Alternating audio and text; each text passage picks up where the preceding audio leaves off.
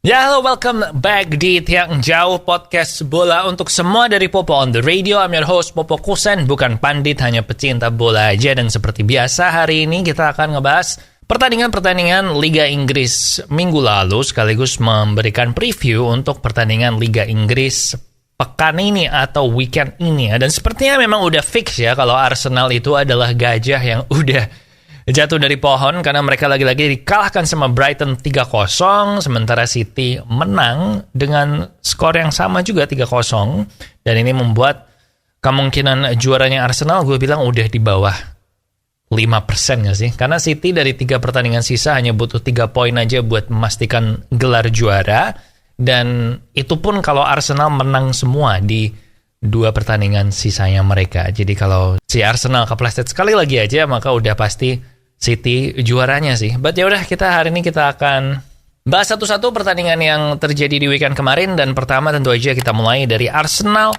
0-3 lawan Brighton.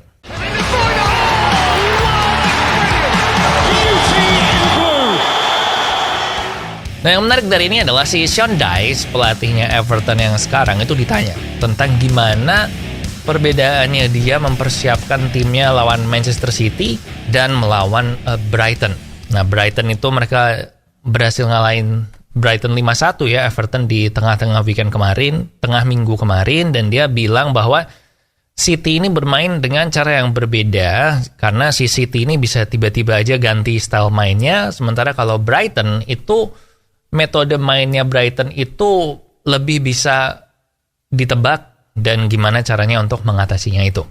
Nah, of course, Roberto De Zerbi emang udah ngelakuin job yang bagus banget ya sejak gantiin Graham Potter, terutama gaya mainnya Brighton gue bilang dimulai sama Potter tapi terus disempurnakan sama De Zerbi sih di musim ini ya. Tapi tahun depan tantangannya De Zerbi akan lebih kuat karena dia akan menghadapi musuh-musuh yang udah tahu nih si Brighton tuh mainnya bakal kayak gini, dan udah kelihatan kan di musim pertengahan musim sampai akhir ini ada beberapa tim yang mencoba untuk mengcounter gaya mainnya Brighton, dan beberapa di antaranya mereka berhasil. Nah, jadi musim depan menarik untuk dilihat si Brighton ini udah mulai ketebak cara mainnya, apakah akan segampang musim ini buat meraih posisi yang tiket Eropa, apalagi juga kemungkinan besar Brighton musim depan akan main di kompetisi Eropa kan. Jadi kita mesti lihat nih gimana nih Brighton off season ini buat persiapannya musim depan.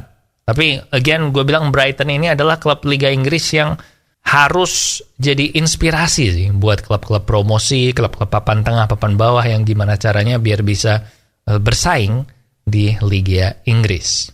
Sementara di pihak Arsenal, gue bilang bukan kejutan ya kalau Arsenal ini dikalahkan sama Brighton, terutama setelah mereka kebobol lebih dulu, dan pressure-nya itu kan memang Arsenal akhir musim ini tuh memang menurun ya performanya, entah itu faktor karena dikejar sama Man City atau memang mentalnya mereka belum kuat atau badai cedera juga karena Zinchenko sama Saliba kan cedera kan. Tapi menurut gue yang dibutuhkan sama Mikel Arteta adalah pembelian pemainnya Arsenal harus tepat di off season kali ini. Kayak si Granit Xhaka itu gue bilang mesti diganti, gelandang bertahannya mereka mesti punya baru, kemudian lini belakangnya juga perlu diganti lagi. Dan karena kalau kita bandingin Arsenal sama City, memang konsistensinya City lebih bagus, tapi itu juga karena squadnya City lebih dalam ya. Jadi pemain pelapisnya tuh ada, walaupun City yang kali ini juga nggak gitu banyak ya, maybe cuman ada 20 orang yang sering main, tapi kualitasnya bagus. Sementara Arsenal, kita lihat si Saliba sama Zinchenko cedera aja, terus mereka lini belakangnya langsung bolong-bolong gitu kan. Jadi memang butuh beli pemain sih. Harusnya bisa cukup dana buat beli pemain karena lolos ke Liga Champions. But again, uangnya Arsenal itu bukan tidak terbatas. Jadi si Arteta mesti pinter milih pemain mana yang dibeli, jangan sampai mereka salah beli. And next ada Man United lawan Wolves 2-0. And kayaknya memang si Alejandro Garnacho ini adalah next star-nya Manchester United ya, asal dia nggak kena kasus kayak Mason Greenwood, karena dia baru tampil lagi setelah sembuh dari cedera dan dia langsung ngegolin baru masuk beberapa menit gitu. Nah, dan gue bilang kembalinya Garnacho ini di akhir musim buat MU cukup ngebantu mereka, apalagi dengan Marcus Rashford yang cedera. Dan MU ini kan seperti kita tahu memang lagi dikejar sama tim-tim di bawahnya untuk merebut posisi top 4. Kayak Liverpool aja sekarang cuma beda 1 poin kan sama MU, walaupun mainnya lebih banyak sekali, but penting buat MU. Karena kalau sampai nggak lolos Liga Champion, gue bilang itu musim ini gagal sih buat MU. Kalau nggak lolos ke Liga Champion, walaupun mereka menang Carabao dan mungkin bisa menang FA Cup, but again, Garnacho menurut gue gila keren sih. Gue nggak nyangka sih Garnacho bakal secepat ini perkembangannya, karena gue nonton dia di awal musim gitu masih lawan mainnya tuh masih di Carabao Cup gitu-gitu kan. But keren. Next ada Chelsea Nottingham Forest 2-2, dan lagi-lagi N'Golo Kante mengalami cedera, dan ini membuat gue sedih ya. Kayaknya memang era N'Golo Kante ini akan segera berakhir di Chelsea. Dia udah umurnya udah 32 tahun, dan kayaknya cederanya tuh kayak kambuhan gitu kan. Mirip sama Pogba kan. Pogba juga kemarin main buat Juventus cuman 20 menitan terus tiba-tiba cedera. Dan memang Kante ini bagus. Dia juga mainnya, tiap kali dia main buat Chelsea mainnya selalu bagus. Dan ini beneran gak ada Kante di pertandingan ini, dan imbang 2-2 lawan Nottingham Forest. Gue bilang mereka jelek mainnya. And akhir musim ini kontraknya Kante habis. Gue gak yakin Kante bisa diperpanjang kontraknya sih. Atau mungkin kalau diperpanjang gajinya dipotong. But feeling gue kayaknya enggak deh. Kayaknya Kante bakal pergi kalau melihat jumlah skuadnya Chelsea yang banyak banget. But mungkin, I don't know man. Gue sih pengennya kalau gue Chelsea ya, gue akan mertahanin Kante tapi dengan potong gaji. Karena dia masih bagus waktu dia main. Cuma problemnya itu, bisa main apa enggak. Apalagi gajinya sekarang tinggi kan.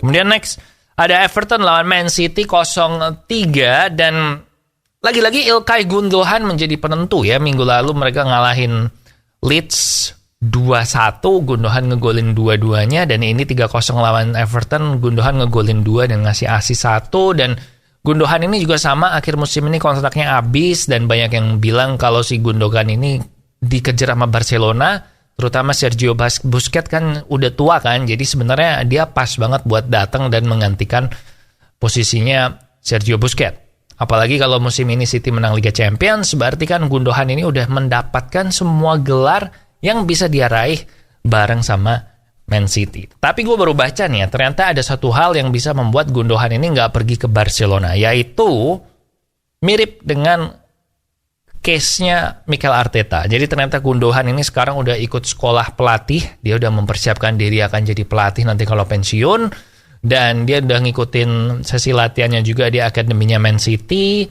And bukan gak mungkin dia pengen bertahan lagi di City supaya lebih bisa belajar banyak lagi sama Pep. Sama kayak yang dialami sama Arteta kan. Arteta juga waktu itu belajar sama Pep jadi asistennya dia. So maybe itu sesuatu yang bisa membuat si Gundogan ini bertahan di City. But I don't know man, umurnya masih 32 sih. Jadi gak muda tapi gak tua-tua amat juga. Jadi kalau dia ke Barcelona dulu sampai pensiun, baru nanti balik ke City jadi asistennya Pep juga masih bisa sih. Tapi ya gue cuman nyampein yang gue baca aja.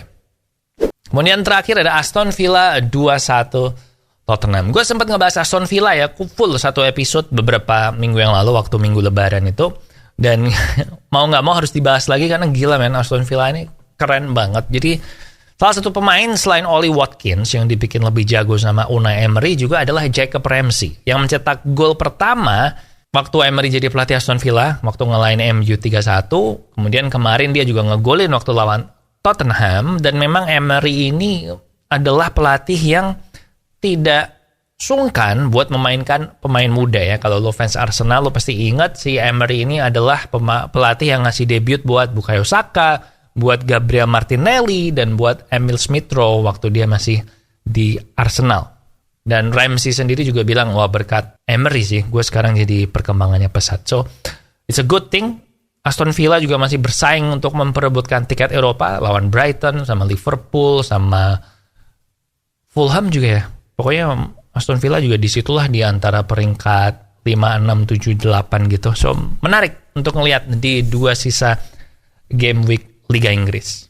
So itu dia review untuk pertandingan Liga Inggris weekend ini, weekend kemarin, dan hari ini sekarang kita akan melihat preview weekend depan yang sebenarnya ada beberapa tim yang main 2 kali sih, kayak Chelsea main 2 kali, Man City main 2 kali, MU main 2 kali, Brighton juga main 2 kali, dan partai pilihan Popo atau P3 kali ini adalah Man City lawan Chelsea.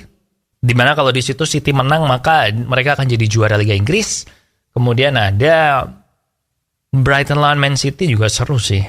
And MU lawan Chelsea. Ya, partai pilihan Popo ada 3 deh. Man City Chelsea, Brighton Man City, dan Man United lawan Chelsea. Prediksinya lo bisa lihat di layar.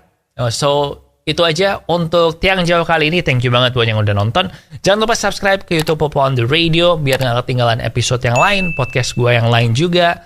And I guess that's it ya. Jangan lupa minum air yang banyak. Semoga tim favoritmu menang semua minggu ini kecuali yang lawan MU. And thank you for watching. I'll see you when I see you.